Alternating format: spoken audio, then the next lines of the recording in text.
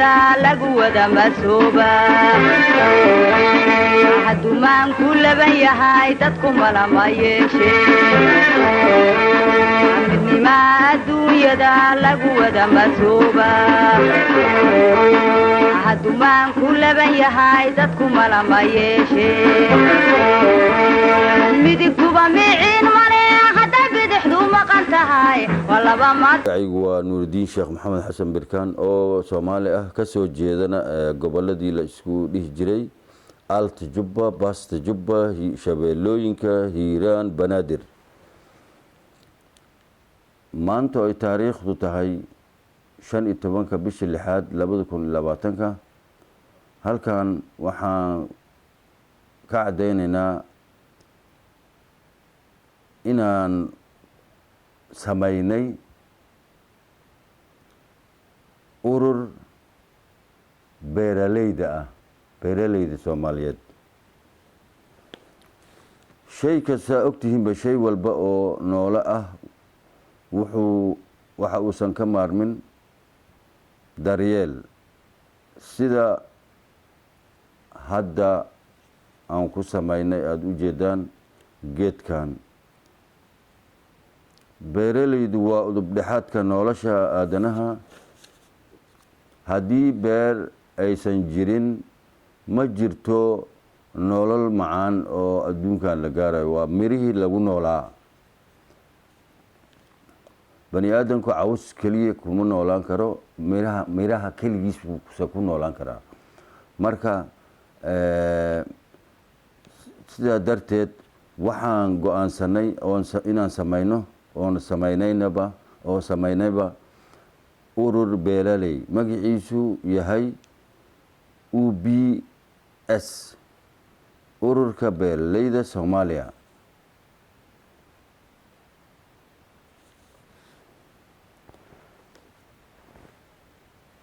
xisbiyada dalka waxaan Soomaali u soo jeedinaynaa waliba xisbiyada dalka in lagu saleeyo resource-ka khayraadka dalka yaala ama tarwaadka dalka Soomaaliya sida aad ogtihiin waa dal tharwa khayraad kalluumeed khayraad mireed oo beeraha ah iyo khayraad xoolaha ah ayay leedahay oo la hubo saddexdaas waaba la hubaa tan kale oo macdanta iyo dahabka iyo shidaalka iyo gaaskana waa sida culimadu sheegeen waaba iyaguna insha Allah taas waa la gaari doonaa waan leenahay waxa saddexda noo oo Ilaahay nasiiyay oo in ururada Soomaaliya lagu saleeyo ururadan la samaynayo oo magacaantan oo la taaban karin ism bila musamma ba jiri maqli jirnay marka beeraley marka aan dhahno beeraley Soomaaliya geeska gees Puntland ha joogo gobolada dhexe ha joogo Hiiraan ha joogo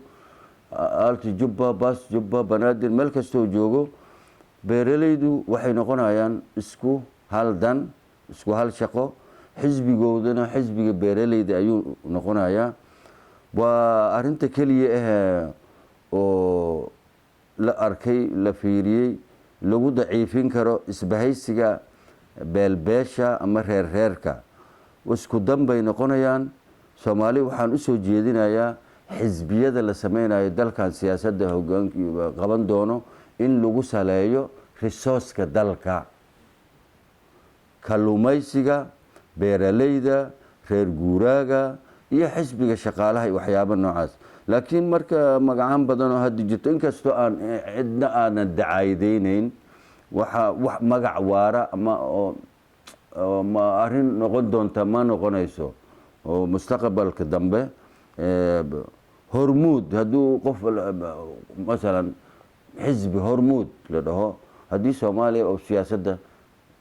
hormuud yaala nationka beeraley markaad tiraahdo horay banaanka ka taagan yihiin beeraleydii ayaad hormuud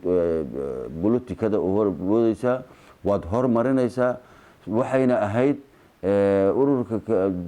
nationka beeraleydu ah nationka ugu hodansan Soomaaliya inay ahaataa la rabay kalluunleydu inay ahaataa la rabay reer guuraaga inay ahaataan la rabay maanta ayagaa dhiban waxaasna waxaa keentay administration xun baa keentay maahana dad beeraley ah oo beerahooda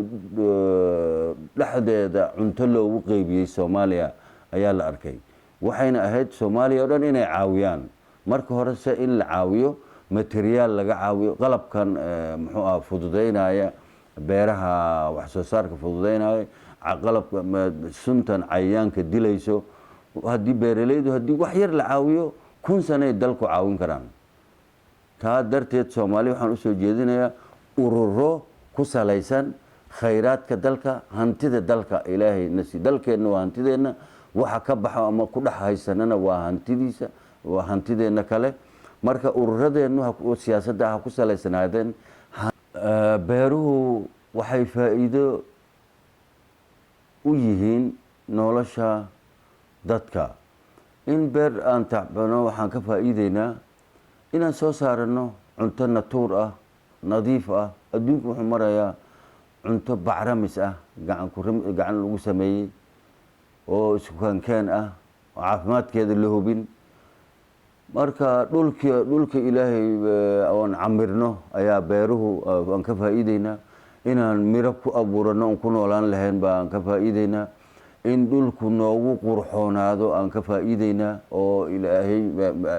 geeduhu iyo balka iyo cawska iyo giddi waxay soo jiidaan jadbaad baa la dhahayo roobkeeba soo jiidaan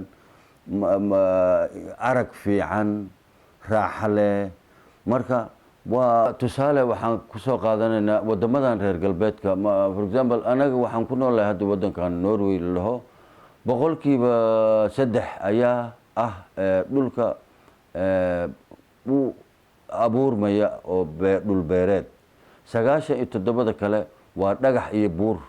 ma abuurmayo lagama faa'iideysan karo dawladii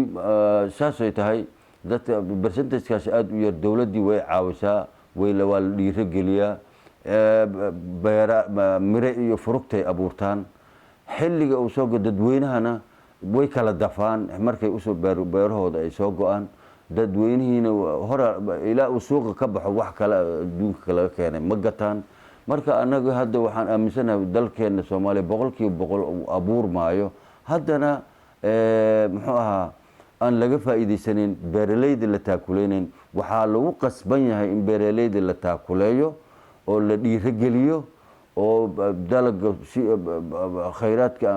miraha noo soo baxa aan kaga maarano adduunyada xitaa aan u baacgeyno dayaca ku dhacay beeraleydeena iyo dhulkeena saas barakada u leh oo nimcada leh waa dayac anaga aan sameynay wixii hadda ka dambeeyo in maxog loo duubto dadweynaha Soomaaliyeed anigu waxaan soo jeedin lahaa qof kasto Soomaali ah waa inaad beer lahaataa waliba ka shaqeysa adoo magaalada jooga hadaad askari tahay hadaad nin commercial ah tahay waa inaad beer lahaataa qof kasto Soomaali oo qaangaar ah waa inuu beer lahaadaa waa la dhergayaa adduunkana waa intageyn karnaa Mareykankan oo horumaray waa ogtihiin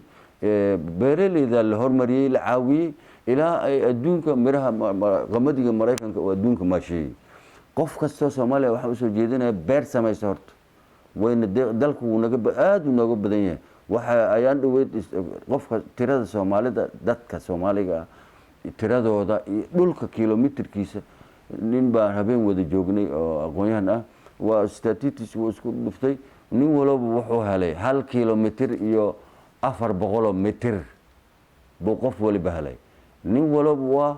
5 beerood u samaysan karaa meelna geel uu ku daajisan karaa meelna ari uu ku daajisan karaa meelna beer uu ka dhigan karaa nin China ahna waa ogtihiin